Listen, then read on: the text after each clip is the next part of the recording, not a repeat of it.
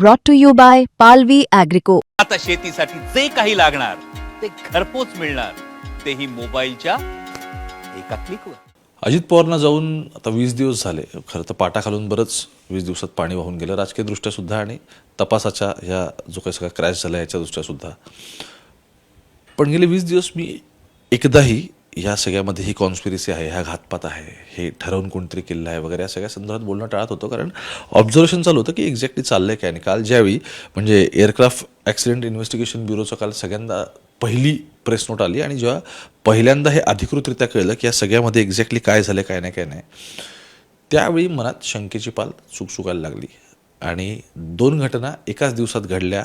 पहिली म्हणजे ही aircraft investigation जे आहे यांची ब्युरो जे आहे त्यांची प्रेस नोट, आणि दुसरी म्हणजे त्याचवेळी सुनेत्रा पवार, पार्थ पवार, प्रफुल्ल पटेल, त्यानंतर सुनील तटकरे ह्या सगळ्यांनी जाऊन कोणाची मुख्यमंत्र्यांची भेट घेतली आणि पत्र लिहिलं. त्या पत्रामध्ये त्यांनी काही मुद्दे उपस्थित केले आणि सांगितलं की there must be a CBI probe, की ह्याच्यामध्ये सेंट्रल इन्व्हेस्टिगेशन ऑफ ब्युरोने याच्या पुढे इन्क्वायरी घेतली पाहिजे. CID करतेच आहे, पण त्यांचं म्हणणं CBIने पण गेलं पाहिजे. आणि मग काही प्रश्न पडू लागले आणि मग त्या प्रश्नांची उत्तर शोधायला मी अर्थात आमचे कॅप्टन गौरव जाधव यांच्याकडे मी आत्ता आलो आहे. थोडं मला असं वाटतं की सविस्तर, थोडं टेक्निकल, जे तांत्रिक महत्त्वाचे त्यातले मुद्दे आहेत ते आणखी सोप्या भाषेत असे आपण समजून घेऊ. मी मुद्दाम ही प्रेस नोट काढली. आम्ही बसून ॲक्च्युली आत्ता थोडा डेटा पण वाढला, एक्झॅक्टली त्यांच्याकडे काही अवेलेबल होता ते पण काढायचा प्रयत्न केला. आणि आपण जे फक्त गेले 2-3 दिवस ब्लॅक बॉक्सबद्दल बोलतोय ना, त्याच्या पुढे जाऊन काहीतरी या सगळ्या प्रकरणात घडलं आहे आणि ते काय ते आज कॅप्टन आपल्याला समजून सांगतील. स्वागत तुमचं मुंबई तकमध्ये. थोडी प्रेस नोटपासूनच सुरुवात करू. याच्यामधले 2 गोष्टी आहेत. एक म्हणजे त्यांनी असं म्हटलेलं आहे की the aircraft was equipped with 2 independent flight recorders, म्हणजे 2 वेगवेगळे फ्लाईट रेकॉर्डर्स एअरक्राफ्टमध्ये होते दादांच्या. Both recorders were expose to intense heat for a prolong period of time, म्हणजे अतिउष्णतेमुळे ते दोन्ही त्यांनी सामना केला. पण त्यातलं पहिलं त्यांनी म्हटलंय की डिजिटल फ्लाईट डेटा रेकॉर्डर ह्याच्यामध्ये होता, जो L3 कम्युनिकेशन्सचा आहे आणि हॅज बीन सक्सेसफुली डाउनलोडेड असं मग त्यांनी म्हटलं की आता दिल्लीच्या लॅबोरेटरीमध्ये आम्ही ठेवलेलं आहे. आणि दुसरा मग त्यांनी जो याच्यामध्ये उल्लेख केलेला आहे तो CVR आहे, तो कॉकपिट व्हॉइस रेकॉर्डर आहे. मला सगळ्यात आधी हा डिजिटल फ्लाईट डेटा रेकॉर्डर काय आहे, तो कसा पद्धतीने फंक्शन करतो, आणि या सगळ्यामध्ये जेव्हा तो L3 कम्युनिकेशन्सचा उल्लेख होतो, मला माहिती तुमच्याकडे डॉक्युमेंट आहे सगळ्या संदर्भात, मला थोडं डिटेल्स द्याल. ओके, तर FDR म्हणजे फ्लाईट डेटा रेकॉर्डर. FDR 2 प्रकारचे ब्लॅक बॉक्स असतात, एक CVR आणि एक FDR. आणि हे ब्लॅक नसतात, हे नारंगी कलरचे असतात. का ऑरेंज असतात? कारण की हे ॲक्सिडेंटमध्ये इझिली दिसले पाहिजे म्हणून. FDR स्पेसिफिकली, FDR काय करतं, फ्लाईटमध्ये जे तुमचे इन्स्ट्रुमेंट्स असतात, जे तुमचा डेटा असतं, तुम्ही काय स्पीडवर आहे, काय अल्टिट्यूडवर आहे, तुमची हेडिंग काय, पायलट इनपुट कसे होतात ते, फ्लाईटची सेटिंग कशी आहे, फ्लॅप्स कितीवर सेट आहे, असे खूप पॅरामीटर्स असतात जे कॉन्स्टंटली FDRमध्ये रेकॉर्ड होत असतात. ही रेकॉर्डिंग 25 मिनिटाची बॅकलॉगमध्ये असते. म्हणजे आज तुम्ही रेकॉर्डरची डेटा घेतली तर लास्ट 25 मिनिट्सची तुम्हाला डेटा भेटेल. पायलटनी काय सेटिंग केली होती, कसे उडवत होते. मग हे डेटाला घेऊन तुम्ही सिम्युलेशन करून एक्झॅक्ट जे फ्लाईट सर्कमस्टन्सेस आहे त्याच्याबद्दल तुम्हाला एक्झॅक्ट जे आपले ओव्हरव्ह्यू आहे ती आपल्याला कळते. म्हणजे पहिल्या यातलं जे डिव्हाइस आहे डिजिटल फ्लाईट डेटा रेकॉर्डर, तो तुम्हाला क्रॅशच्या आधी किंवा जेव्हा ते क्रॅश झालं असेल त्याच्या आधी तिथे कॉकपिटमध्ये एक्झॅक्टली कोणते टेक्निकल चेंजेस झालेले होते, कोणती बटणं दाबलेली असतील किंवा कोणता डिसिजन घेण्यात आलेला होता, किंवा नक्की कशा पद्धतीने हे फ्लाईट आत्ताच्या घडल्या उडं होतं ह्याच्या सगळ्यातला तांत्रिक डेटा येतं. ठीक आहे. मग त्यांनी असं म्हटलं आहे पहिलं जे आहे ते म्हणतात की डाउनलोडेड सक्सेसफुली, आणि मग त्यांच्या AIBच्या ते लॅबोरेटरीमध्ये आहे. पण यातला दुसरा जो महत्त्वाचा आहे जो म्हणतो की कॉकपिट व्हॉइस रेकॉर्डर आहे, की याच्यामध्ये कॉन्व्हर्सेशन्स रेकॉर्ड झाले असतील. आणि मग एक प्रश्न उपस्थित होतो की अरे शेवटच्या क्षणी जो काय मेडे कॉल दिला तो तसा काही देण्यात आलेला नव्हता वगैरे. तर या कॉकपिट रेकॉर्डरबद्दल थोडं एक्झॅक्टली काय ह्याच्यामध्ये रेकॉर्ड होतो, कारण ह्याच्यामध्ये परत उल्लेख केला की which is manufactured by Honeywell company. Correct. तर CVR म्हणजे कॉकपिट व्हॉइस रेकॉर्डर, याचा उपयोग याच्यासाठी असतो की कॉकपिटमध्ये काय कन्व्हर्सेशन्स होतात ते 2 पायलटच्या मध्ये. कारण की तुम्हाला FDRमध्ये डेटा तर भेटतो, पण पायलट्सचे इंटेन्शन काय होते, त्यांना काय त्यांचा प्लॅन काय होता, त्यांना रनवे दिसत होता तर काय अशी डिस्कशन झाली रनवे दिसतोय नाही दिसत आहे एक्झॅक्टली. तर जे गो अराउंड त्यांनी केलं त्या टाईमला त्यांचे जे कन्व्हर्सेशन्स झाले, जे त्यांनी प्लॅनिंग केली, जी ब्रीफिंग केली, हे सगळं व्हॉइस रेकॉर्डिंग CVRमध्ये स्टोअर होतं. आणि याचं हे बनवलंच याच्यासाठी असतं की ज्यावेळेस ॲक्सिडेंट होतात CVR आणि FDR याचा डेटा नॉट ओनली फक्त ॲक्सिडेंट का झाला याच्यासाठी पण फक्त त्याच्यासाठीच नाही, पण असे ॲक्सिडेंट परत नाही होऊ त्याच्यासाठी पण यूज केला जातो. पुनरुक्ती टाळावी बरोबर अशा पद्धतीचे परत ऍक्सिडेंट. बरोबर. बरं, मला आता हे सांगा, पहिलं हे डिजिटल फ्लाईट डेटा रेकॉर्डर आणि दुसरं आत्ता आपण बोललो कॉकपिट रेकॉर्डर. हा जो डिजिटल फ्लाईट डेटा रेकॉर्डर आहे हा L3 कम्युनिकेशन्सचा आहे. काय आत्ता हे L3 कम्युनिकेशनचं स्टेटस काय? तर L3 कम्युनिकेशन मॅन्युफॅक्चरर आहे आणि हे खूप एव्हिओनिक्स मॅन्युफॅक्चर करतात. L3 कम्युनिकेशन तशी तर चांगली कंपनी आहे, there is no problem with the company आणि इंडियामध्ये त्यांचं सपोर्ट पण आहे. हावेवर आत्ता आपल्याला कळतं आहे की हे जे स्पेसिफिक FDR होतं हे इंडियासाठी STC अप्रूव्ड नव्हतं. म्हणजे इंडियन एअरक्राफ्टमध्ये हे आफ्टर मार्केट लावलेलं जातं, कारण की प्लेनमध्ये जे मॅन्युफॅक्चरिंगला हे असतं त्या टाईमला मे बी त्याच्यात नसेल. त्याच्यानंतर आपण प्लेनमध्ये जे पण लावतो त्याला आपण STC बोलतो. म्हणजे ज्यावेळी एखादं विमान बनवलं जातं त्यावेळी त्यात ते नसतं, ते जेव्हा आपण प्रॉक्युअर करतो, जेव्हा आपण ते विकत घेतो त्याच्यामध्ये आपण काही मॉडिफिकेशन्स म्हणून आपण हे लावू शकतो. तर 2 सर्टिफिकेशन्स असतात. एक असतं TC that is type certificate आणि एक असतं STC. टाईप सर्टिफिकेट म्हणजे जे प्लेनसोबत बाय बर्थ आलेले इक्विपमेंट्स आहे आणि STC म्हणजे प्लेन घेतल्यानंतर तुम्ही जे इन्स्टॉल केलेत. हे तुम्ही परफॉर्मन्ससाठी करू शकता. गव्हर्नमेंटचे मॅन्डेट्स असतात की तुम्ही सेफ्टीसाठी हे लावा ते लावा. तुम्हाला पर्सनली कम्फर्टसाठी हे इक्विपमेंट्स लावू शकता. पण तुम्ही प्लेनमध्ये आफ्टर द बर्थ जे पण लावतात ते STC आहे आणि त्याला अप्रूव्ह करून घ्यावं लागतं. तर हे FDR जे आहे हे FAA म्हणजे अमेरिकाची जी एजन्सी आहे जशी आपली DGC आहे त्याच्यात ती अप्रूव्ड आहे. हावेवर इंडियाची जी STC लिस्ट माझ्याकडे आहे ही जी STCची लिस्ट आहे याच्यात मला हे FDR सापडलं नाही आहे. म्हणजे हे इंडियात अप्रूव्ड नाही असं तुमचं म्हणणं? हां, इंडियामध्ये अप्रूव्ह नाही आहे. DGCने ही डिझाईन अप्रूव्ह नाही केली आहे. म्हणजे अजित पवारांच्या प्लेनमध्ये जो डिजिटल फ्लाईट डेटा रेकॉर्डर बसवला होता, जो आता त्याचं म्हणतात की अतिउष्णतेने तो थोडा हे झाला आहे, तो अप्रूव्डच नाही आपल्याकडे. हो, जसं मी तुम्हाला सांगतो म्हणजे आता प्रश्न हा पडेल अमेरिकामध्ये हा अप्रूव्ड आहे, इंडियामध्ये नाही. मग प्रॉब्लेम काय? तर प्रॉब्लेम असा आहे, आता मी एक उदाहरण देतो तुम्हाला. FSSAI आणि FDA. FSSAI इंडियासाठी बरोबर आणि FDA food and drug administration of America. आता अमेरिकामध्ये जे पण फूड आयटम्स बनतात फॉर एक्झाम्पल ते तुम्ही इंडियामध्ये डायरेक्ट विकू नाही शकत का? ते बरोबर सेफ तर आहे, पण ते इंडियन कंडिशन्समध्ये चालतात का? त्याचं स्टोरेज इंडियासाठी इंडिपेंडंट आहे का? इंडियन एन्व्हायरमेंट सूट होईल का? इंडियन बॉडीजला हे आहे का? इंडियनमध्ये टेस्टिंग झाली आहे का नाही? तसे खूप सारे गोष्टी असतात. म्हणून FDAचे फूड आयटम इंडियामध्ये FSSAI अप्रूव्ह करते, मग ते विकले जातात. तर हे सेम आहे. L3 कम्युनिकेशनचं USने अप्रूव्ह केलेलं असलं तरी आपल्या मार्केटमध्ये ना आपल्या कंडिशन्सनुसार ते नाही आहे आणि त्याच्यामुळे त्याचं आपल्या DGCAच्या लिस्टमध्ये ते नाही आहे. ठीक आहे. दुसरा यातला मुद्दा जो याच प्रेस नोटमधला आहे तो असा आहे की ह्याच्यामध्ये त्यांनी असं म्हटलं आहे की मग दुसरा कॉकपिट व्हॉइस रेकॉर्डर होता, तो हनीवेल नावाच्या कंपनीचा होता. त्याचं काय? बरोबर.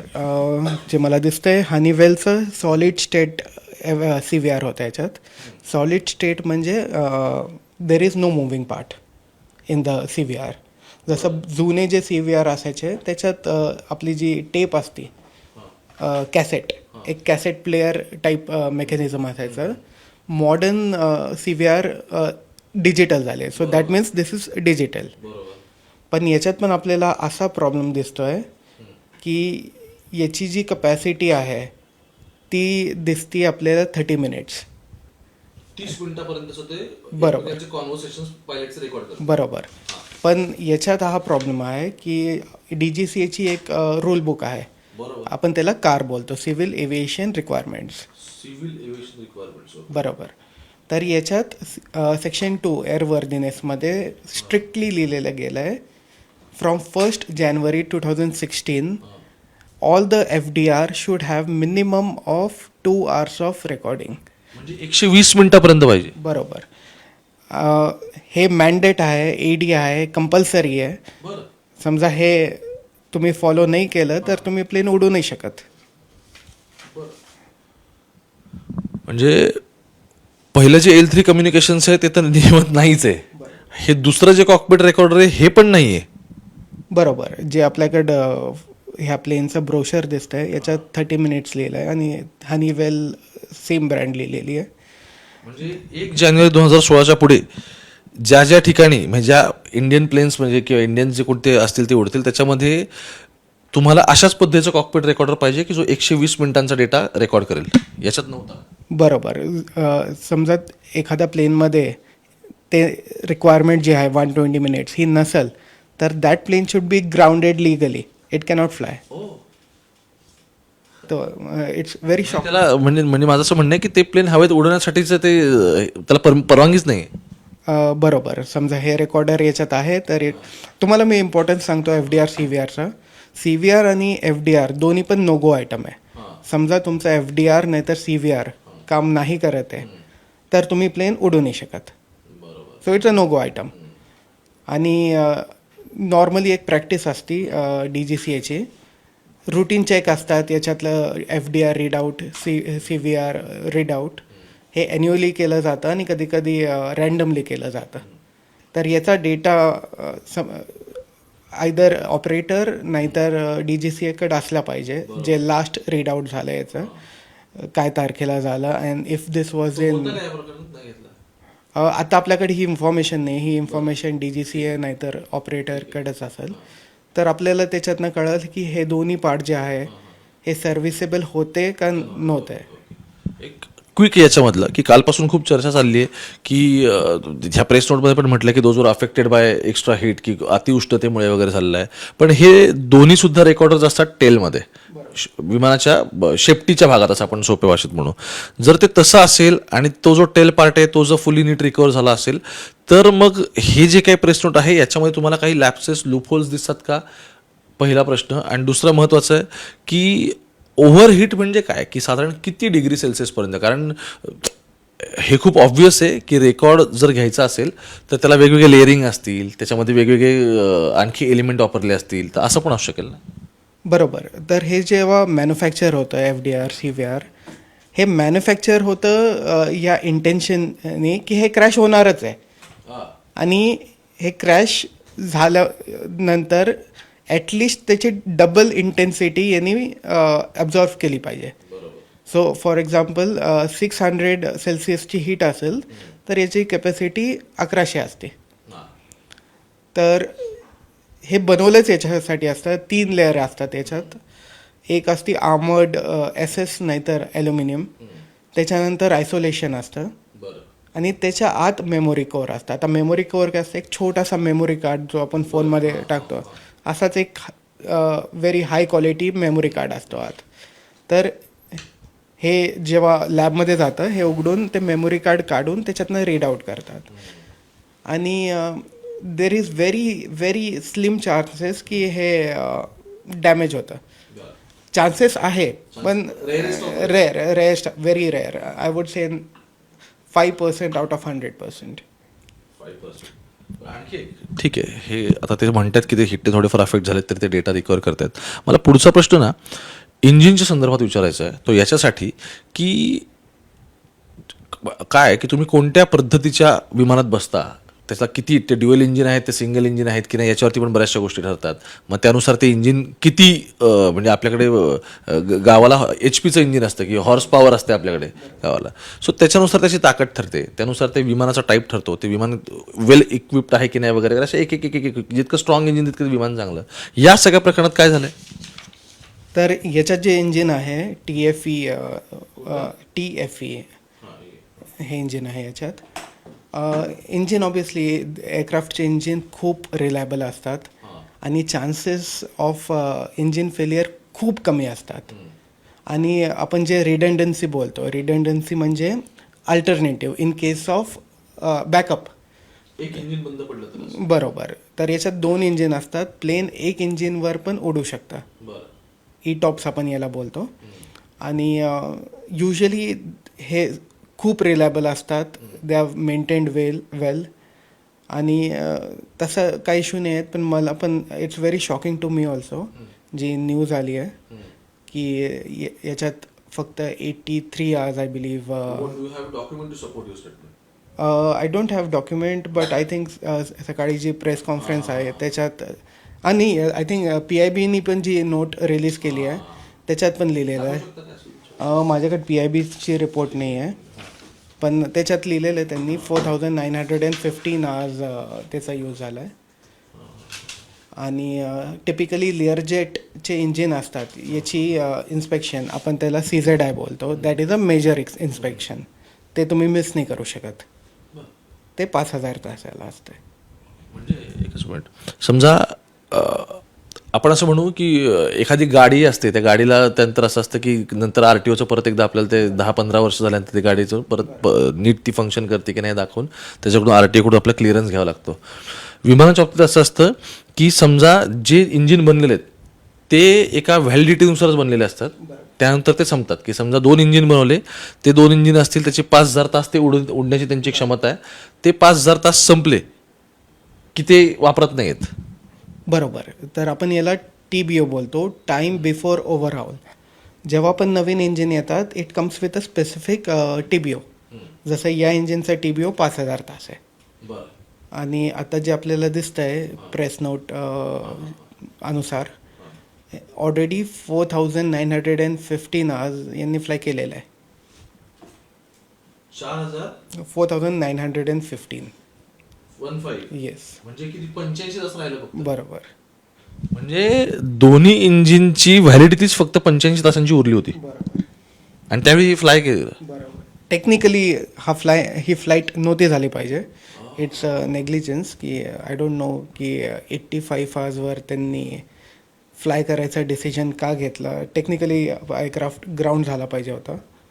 It's a big violation. Normally जसं मी ऑपरेटर असेल तर ज्यावेळेस माझे 500 तास 400 तास उरलेले असतात. तुम्ही स्वतः पण होते. हो, त्यावेळेस आम्ही प्लेनला ग्राउंड करतो आणि पाठवून देतो ओव्हरऑलसाठी. कारण की खूप मेजर इन्स्पेक्शन असते. MPI एक असते आणि CZI एक असते. आणि हे दोन्ही खूप मेजर इन्स्पेक्शन हे लेवल. हो, हे जे तिन्ही गोष्ट आहे FDR, CVR आणि इंजिन, हे तिन्ही पण लेवल 1 कॅटेगरीमध्ये येतो. Findings those are serious. तुमचं म्हणणं आहे की इंजिनची लाईफ फक्त 85 तासांची उरलेली होती जेव्हा अजित पवारांचं टेक ऑफ झालं. मला असं वाटतं आत्ताच्या घडीचे हा सगळ्यातच मोठं, म्हणजे I don't know how to react, कारण हे आत्तापर्यंत आलेलं नव्हतं कुठेच. ओके, बरं. मग आणखी एक, ह्या सगळ्यामध्ये त्या इंजिनचं DGCA कडून किंवा जी कंपनी ह्या सगळ्यामध्ये आहे यांच्याकडून कुठेच इन्स्पेक्शन झालेलं नव्हतं की याच्याबद्दलचं कोणत्याच गोष्टी झालेल्या नव्हत्याच तुमचं म्हणणं? आता आपल्याला असं बोलता नाही येणार कारण की आपल्याकडे डेटा नाही आहे. पण झालं तर पाहिजे होतं आणि एअरक्राफ्ट ग्राउंड पण असलं पाहिजे होतं. नसलं पण ग्राउंड तरी पण ॲटलिस्ट त्यांनी VIP फ्लाईट नव्हती घेतली पाहिजे 85 आवर्सच्या ड्यूवर. तर इट्स अ व्हायोलेशन आणि इट्स शॉकिंग. असं झालं नव्हतं पाहिजे. त्याविषयी तो व्हिडिओ दिसला की त्याच्यामध्ये असं फ्लिप होतं, विमान असं एका साईडने चाललंय, तो CCTV आला बाहेर. आता त्याविषयी मी पण तो बघितलेला होता. पण मी म्हटलं ना की इतके दिवस मी या सगळ्यावरती प्रश्नचिन्ह उपस्थित करत नव्हतो. काल जेव्हा पहिली ऑफिशियल प्रेस नोट आली ना त्यावेळी मनात शंकेची पाल चुकचुकली आणि म्हणून मी इथपर्यंत माझ्या काही प्रश्नांची उत्तरं घ्यायला आलो. मला सिरियसली विचारायचं आहे की वेदर कंडिशन्स, वाऱ्याची दिशा किंवा ह्या सगळ्या गोष्टींवरती विमानाचा बॅलन्स राहणं किंवा ते तसंच पद्धतीचं होणं हे स्वाभाविक आहे. पण ते ज्या पद्धतीने इंटरेस्टिंगली फ्लिप झाल्यानंतर ते पूर्ण खाली जाताना दिसतंय व कंटिन्युअसली. काय म्हणजे फक्त वेदर कंडिशन्स हाच मुद्दा असेल की तुम्हाला त्या टेक्निकली काही तुम्हाला आणखी गोष्टी अंडरग्राऊंड कराव्या वाटतात? आय थिंक खूप चांगला प्रश्न तुम्ही विचारला आहे आणि व्हेरी कीन ऑब्झर्वेशन तुमची होती याच्यात एक गोष्ट आहे जी I suspect could be a reason. लिअरजेट हे जे एअरक्राफ्ट आहे याची एक टेंडन्सी आहे फ्यूल इम्बॅलन्सची. आता फ्यूल इम्बॅलन्स काय असतं की याच्यात 3 टाक्या असतात, लेफ्ट विंग, सेंटर आणि राईट विंग. तर हो, पंखाच्या आत हे टाके असतात आणि ऑब्विसली ज्याच्यात फ्यूल असतं म्हणून याचं वजन खूप जास्ती असतं. फ्यूल इम्बॅलन्समध्ये काय होतं की एक टाकीमध्ये कमी फ्यूल आणि एकामध्ये जास्ती. एकदम सोप्या भाषेत तुम्ही समजा एका ट्रकमध्ये ओव्हरलोड केलं ते मागणं त्याचं वेट वाढतं पूर्ण कमी, तर इम्बॅलन्स होता. तर ह्या गोष्टीमध्ये there could be a possibility, कारण की लिअरजेटचे इशू आहे फ्यूल इम्बॅलन्स. याच्यात एक क्रॉस फीड व्हॅल्व येतो जे फ्यूलला रेग्युलेट करतं दोन्ही टाकीमधनं. तर देर इज अ पॉसिबिलिटी याच्यात काय मालफंक्शन्स असेल का काय असू शकतं.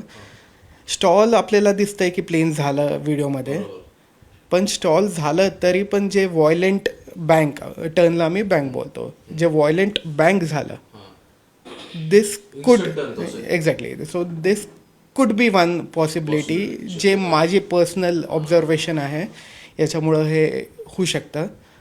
आणि सिन्स पायलटला याची ट्रेनिंग नसती दिली, हां, मग कारण की it's not very usual. Normally तर असं काय असेल तर प्लेन उडत नाही, ग्राउंड होतं आणि रिपेअर होतं. तर आपल्याला 100% माहिती नाही, दिस इज ओनली अ सस्पेक्ट. म्हणून प्रॉबब्ली एका टाकीमध्ये जास्ती फ्यूल आणि एकामध्ये कमी असल्यामुळं त्यातला तो तुम्ही म्हटले की तिथे तो फ्यूज असतो, तो ऑन केल्यानंतर मे बी ते इक्वल होत असेल ना, तसं ते झालं दिसत नाही. एक क्रॉस फीड व्हॅल्व आपण बोलतो. तर इन केस याच्यात काय मालफंक्शन्स असेल, हे खराब असेल, हा पण नो गो आयटम आहे तसा. तर पण जोपर्यंत आपल्याला फायनल डेटा नाही आहेत आपल्याला, आपण फक्त स्पेक्युलेट करू शकतो. चलो, थँक्यू सो मच कॅप्टन.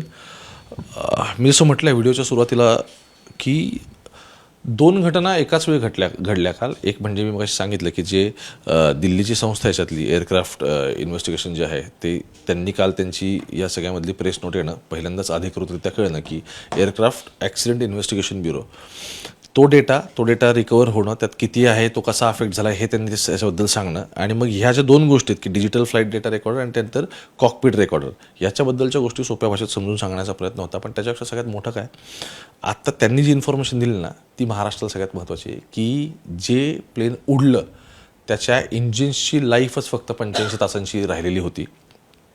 अर्थात DGCA ह्या सगळ्यावरती आता कारवाई करेल. काय करणार कारवाई ते पण महत्त्वाचं आहे, कारण जर तसं असेल तर मग ह्याच्यामध्ये लॅप्सेस दिसत आहेत तुम्हाला की ज्यावेळी ज्या गोष्टी करणं अपेक्षित होतं कंपनीकडून त्या गोष्टी झालेल्या नाहीत, असं आता यांच्या ह्याच्यानुसार सुद्धा मला दिसतं आहे. आणि मग दुसरी आणखी एक त्याच्यातली फ्युल इम्बॅलन्सची सुद्धा एक पॉसिबिलिटी आहे, पण ती शक्यता म्हणून आत्ता पण बघू. पण बाकी सांगितलेल्या गोष्टी अत्यंत महत्त्वाच्या. आणि अर्थात या सगळ्या संदर्भातले सपोर्ट करायला त्यांनी जे काही डॉक्युमेंट्स आणलेले होते त्यातून हे पण दिसतं आहे की ज्या गोष्टी करायला पाहिजे होत्या त्या नियमात नुसार झालेल्या नाहीत. मुंबई तक बघत राहा. या सगळ्या संदर्भातल्या सगळ्या अपडेट घेऊन तुमच्यापर्यंत पोहोचणार आहे मी. कॅमेरा पर्सन गोपाळसोबत मी ओंकार थेट पुण्यावर.